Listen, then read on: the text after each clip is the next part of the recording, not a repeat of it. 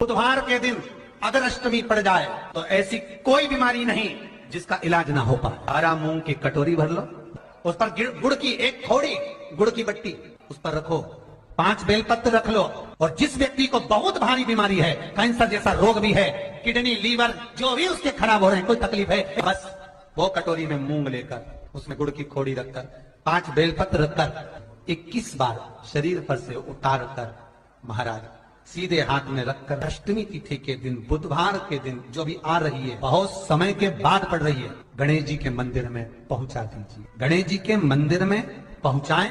गणेश जी के right hand की ओर आपका उल्टा हाथ होगा, गणेश जी का सीधा हाथ होगा, अर्थात जमीन पे ही रख देना, पर रखना भूमि पर। महाराज कैसी भी बीमारी होगी, अगर चलने में भी तकलीफ हो रही होगी तो अष्टमी को कर देखना, 11 या 12 तक आपको अंतर मालूम पड़ जाएगा। ये अष्टमी कोई साधारण नहीं आई।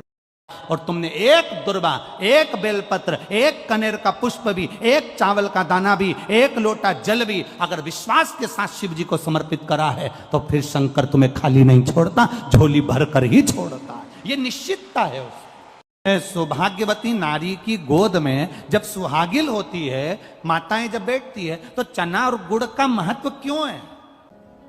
क्यों श्री हनुमंत लाल जी को चना और गुड़ लगता है?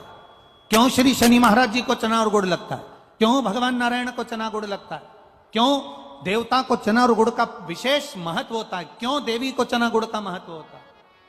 आपके उत्तर प्रदेश में एक महादेव हैं, श्री कल्याणेश्वर महादेव। उत्तर प्रदेश में कभी मौका लगे तो एक बार दर्शन करना। राजा नल और दमयंती जब वापिस सत्ता मिल गई, वैभव मिल गया, एक बार घूमते घूमते जंगल में चले गए, और जंगल में गए तो इनका नियम था शिव जी को जल चढ़ाने का। ये लोटा भर के जल लाए और शंकर भगवान पे चढ़ाया तो वो जल इनको दिखा नहीं। इनको गुस्सा आ गया, आचमन करना था, जल कहाँ चले गया? क्रोध में आकर कह दिया, ऐसा क्या शिवलिंग जिस पे जल चढ़ा और जल ना दिखे? मेरा पानी क्या कम था? हजारों घड़े गंगा का जल लाया जाए और शंकर भगवान पर चढ़ाया जाए। अब शिव जी ने परीक्षा लेना प्रारंभ कर दी राजा नल और दमयंती की।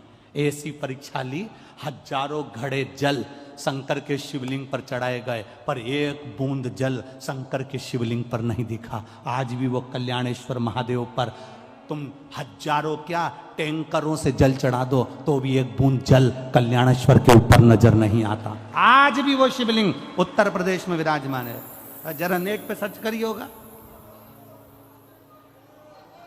हापुड़, हाँ हापुड़ जिला में। चलते सही, हाँ ठीक बिल्कुल ठीक पकड़े हैं, बिल्कुल सही। अच्छा लगा आप लोगों से मिल के, हो कम से कम आदि कथा तो आप सॉल्व कर दिए हैं हमारी, हो यही शिव कृपा।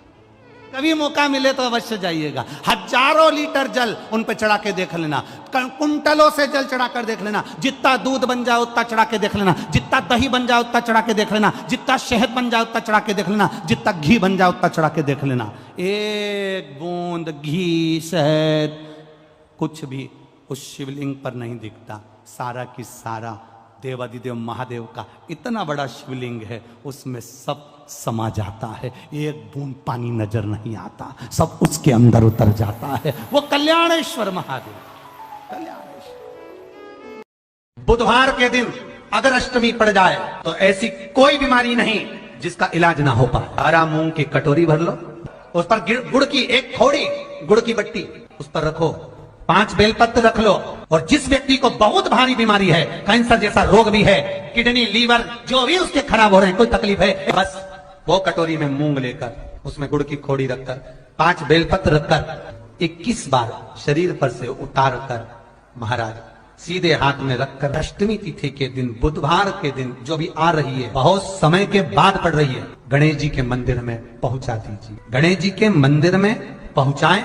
गणेश जी के राइट हैंड की ओर आपका उल्टा हाथ होगा, गणेश जी का सीधा हाथ होगा, अर्थात जमीन पे ही रख देना, पर रखना भूमि पर। महाराज कैसी भी बीमारी होगी, अगर चलने में भी तकलीफ हो रही होगी तो अष्टमी को कर देखना, 11 या 12 तक आपको अंतर मालूम पड़ जाएगा।